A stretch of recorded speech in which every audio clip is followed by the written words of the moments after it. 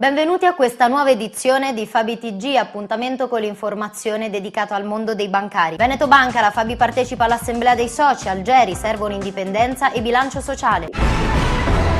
Più indipendenza, coinvolgimento e trasparenza, queste le richieste della Fabi intervenuta nei giorni scorsi all'assemblea dei soci di Veneto Banca.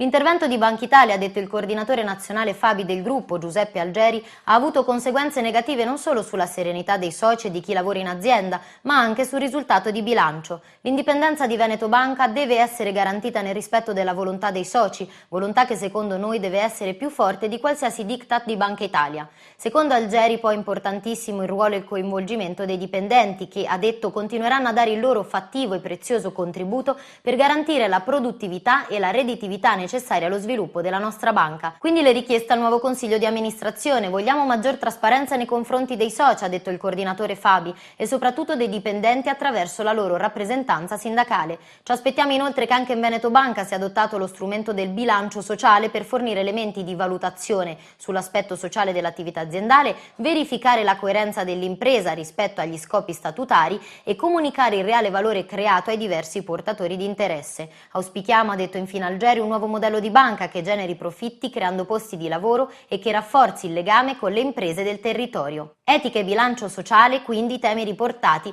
e che saranno all'ordine del giorno anche del secondo congresso del coordinamento Fabi Gruppo Veneto Banca, che si svolgerà a Verona i prossimi 22 e 23 maggio.